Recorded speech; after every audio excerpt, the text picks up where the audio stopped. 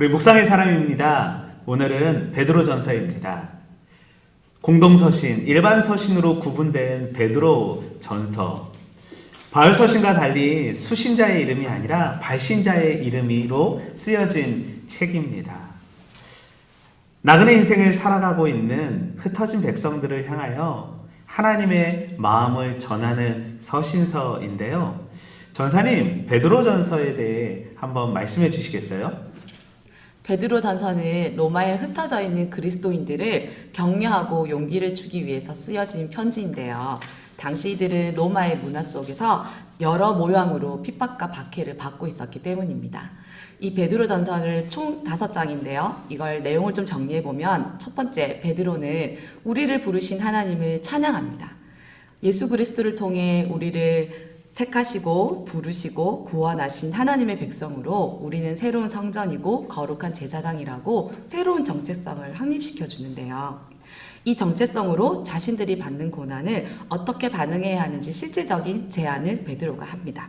그 첫 번째는요, 부당하고 억울한 핍박이 있다 하더라도 예수님의 가르침대로 사랑하라고 이야기합니다. 핍박과 고난을 하나님의 자비와 긍휼을 보여주는 증거로 삼으라는 것이죠. 두 번째는요, 핍박은 거룩의 삶을 사는 그리스도인들에게는 당연한 것으로 여기라는 것이에요. 우리에게 주신 영원한 그 영광의 소망을 바라보면 지금의 핍박과 고난은 잠깐이고 그리스도의 고난의 길에 동참하는 영광스러운 삶이라고 격려합니다. 마지막 베드로는 그리스도인들이 직면하고 있는 실질적인 적은 로마가 아니라 사단이라고, 사단의 권세임을 알려주는데요. 그래서 예수님의 최후 승리와 다시 오심을 기대함으로 사단을 대적할 것을 권면합니다.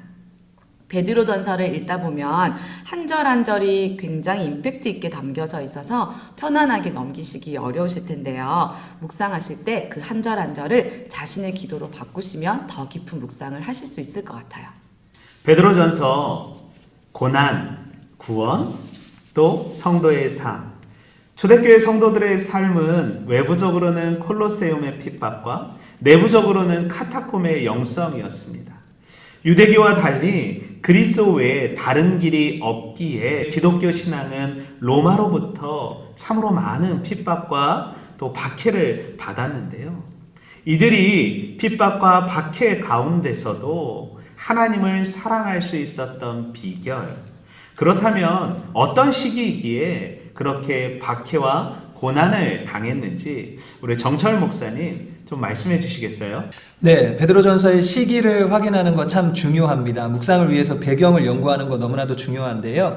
많은 학자들이 베드로전서가 언제 기록되었는가 그 시대적인 배경을 다양하게 설명을 하고 있습니다. 압축하면 3개 정도로 압축이 될 텐데요. 첫 번째는 네로 황제 시절이었다. 두 번째는 도미티안 황제의 시절이었다. 마지막 세 번째로 트라이안 황제의 시기였다 라고 말을 하는데요. 묵상을 위해서 정확한 시기 언제인가를 구분하기보다는 대략적인 전반적인 로마의 지배 아래 있었구나, 초대교회가 많이 힘든 상황이었구나 하는 것으로 접근을 해보면 유익할 것 같습니다. 여러분들이 잘 아시는 것처럼 초대교회 로마의 핍박이 참 극심하였는데요. 피부에 와닿는 몇 가지 예를 설명해 드리고 싶습니다. 당시 로마는 황제를 신격화하여 따르도록 하였습니다. 거리 곳곳에 설치된 황제의 동상을 지날 때마다 그 앞에 절을 하지 못하거나 황제를 나의 주인이라고 고백을 하지 못하면 일제 신사참배처럼 그들을 처형하게 되는 경우가 생겼다고 합니다.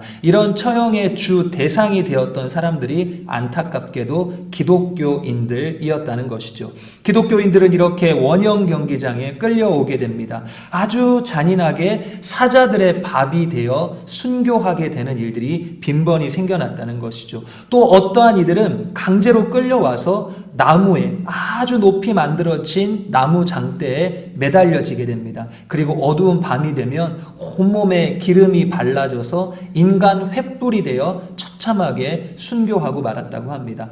특별히 여러분들이 잘 아시는 카타콤 기억하실 것 같습니다.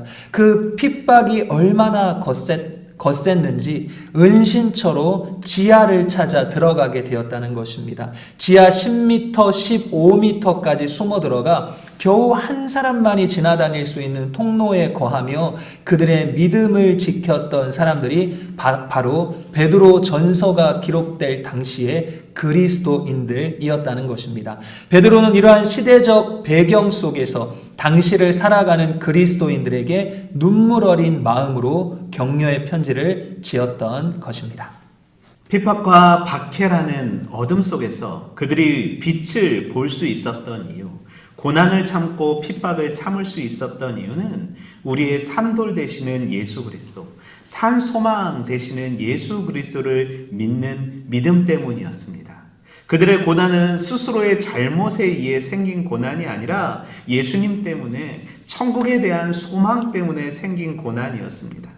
세상의 가치와 그리스도의 가치가 다르기에 모욕과 거친 핍박에도 그들은 참고 이길 수 있었습니다. 왜냐?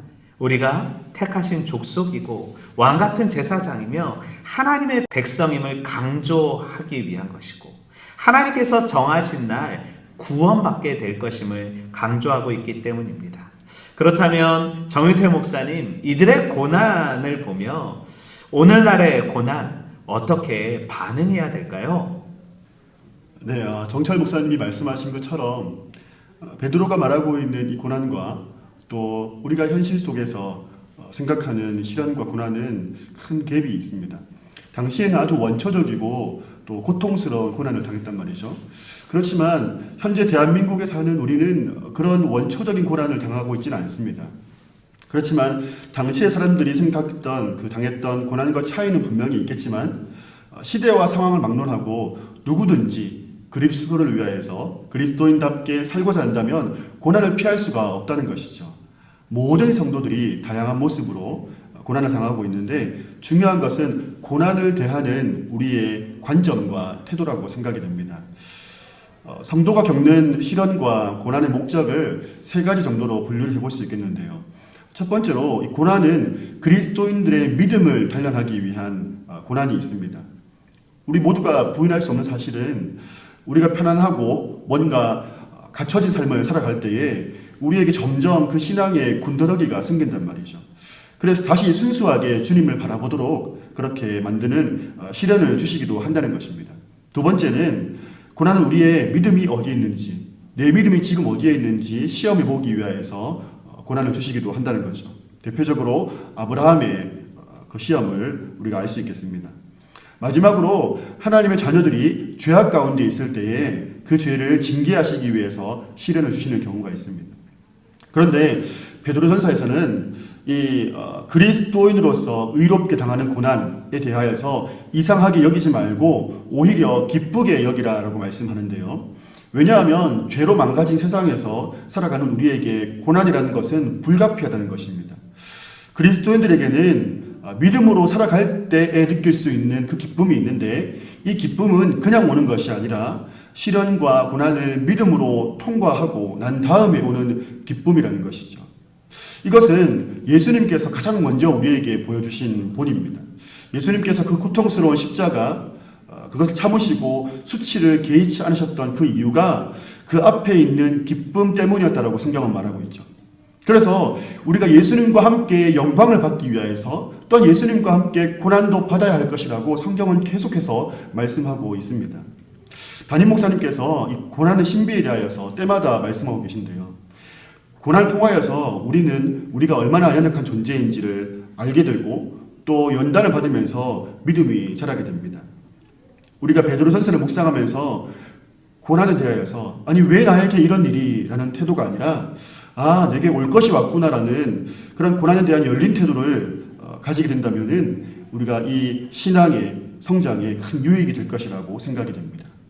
고난을 통하여서 우리의 삶이 가지치기 되어지길 소망합니다. 베드로전서를 통하여 고난, 핍박, 인내, 성도의 삶, 또 하나님의 택하심을 발견할 수 있을 텐데요. 베드로전서를 통하여서 우리의 산돌 되시는, 우리의 산 소망 되시는 예수님을 발견하길 소망하며, 고난 가운데 하나님의 부재를 느끼는 것이 아니라 고난을 통하여서 하나님을 만나는 귀한 시간 되길 소망합니다. 빙점의 작가 미우라 아야코는 그가 알무로 힘들어하는 과정 가운데 이렇게 기도합니다. 하나님, 당신이 하는 일은 옳습니다. 왜냐하면 저보다 저를 더 사랑하시고 저를 더 잘 아시는 분이기 때문입니다. 베드로전서를 통하여서 나보다 나를 더 사랑하시고 나를 잘 아시는 하나님을 만나길 소망하겠습니다.